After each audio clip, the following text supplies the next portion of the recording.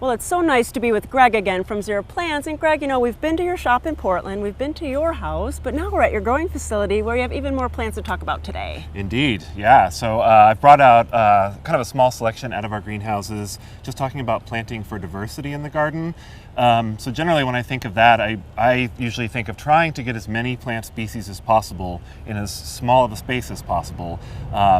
Not only to keep things interesting year-round, because the more plant diversity you have, the more blooms you have coming on at different times of year, but also from an ecological standpoint, because as we go into the future, more and more of our lands are being developed. There's less habitat for a lot of animals, so including both natives and plants that will bloom for a long time and help out our native pollinators and other animals, I think it's always a good idea when we're building our gardens. So where do we start? So I pulled out a couple trees, because when you're planting your garden, it's always good to think of the different layers. So starting off with the canopy, it's always nice to have trees around for birds, for roosting, that kind of thing. Also a lot of insects. One tree that's really heavily used by insects is Oregon white oak, which is native all over Western Oregon. And its habitat is being kind of constricted by farming and development. It's a tree that you plant basically for the future. It's going to get really big. It's going to get really big, but none of us are going to see it. It can take like over 50 years to get to a good size. So it's something, kind of a heritage tree that you would plant, really useful to a lot of native plant animals, not only from the leaves, but also the acorns. Ah, right. A couple other West Coast native small trees I really like. One is Western redbud. So very similar to Eastern redbud in appearance, but this one's native from Southern Oregon down through California. It's a chaparral plant, really great for early season pollinators as it blooms starting in March. And another favorite is blue elderberry, which often is classified as a shrub, but it's pretty much a tree. Yeah. And that's a good example of a plant that's not only native, but it's also edible. So the berries are delicious. You can make them into jam, wine, perhaps. But then you have some flowering trees and tall shrubs too, so that's kind of a neat thing too. Yeah, it doesn't necessarily have to be just natives. Like having a mix, I think is always good, because if you notice around your garden, a lot of our own native animals and pollinators use non-native trees just as readily as the natives. One of my favorites is crepe myrtle.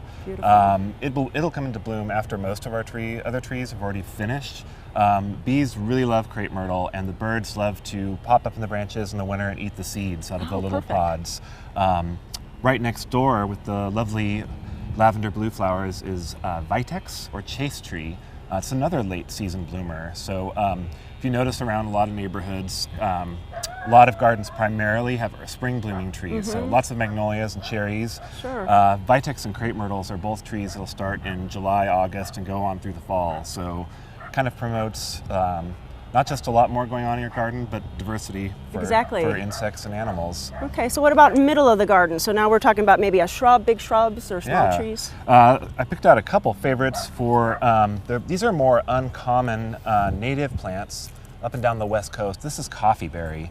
It's native from Southern Oregon through Northern California. The berries were an important food source for Native Americans. Other animals like the berries quite a bit as well. Tends to bloom, this cultivar especially will bloom at different times of the year. And it's another uncommon native. You don't see it around in gardens a lot, but it's a really beautiful evergreen shrub. It's a nice texture, I really like that. Stays looking good throughout the year. And then some of these others. So another kind of interesting Willamette Valley native is buckbrush, or Ceanothus cuneatus. And this is an evergreen shrub. The northern part of its range is near Corvallis, which is where these cuttings are from. It's a really prolific spring bloomer with white flowers. Bees just love it. But again, it's an uncommonly planted species, so I think it's always fun to try and include some more unusual, rare natives in the mix when we're planting gardens. Greg, I saw this one here, and I think that might be for hummingbirds. What do you think? Oh yeah, this is a fantastic plant for hummingbirds and bees too. This is Agastache, or Agastache, a couple of ways to pronounce it. This is native in the mountains of the southwestern United States.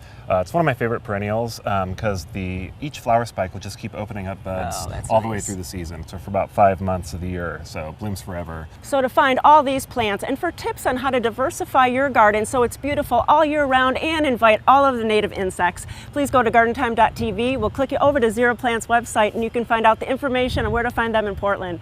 Thanks so much, and thanks for picking out all these plants. You bet. Thanks, Judy.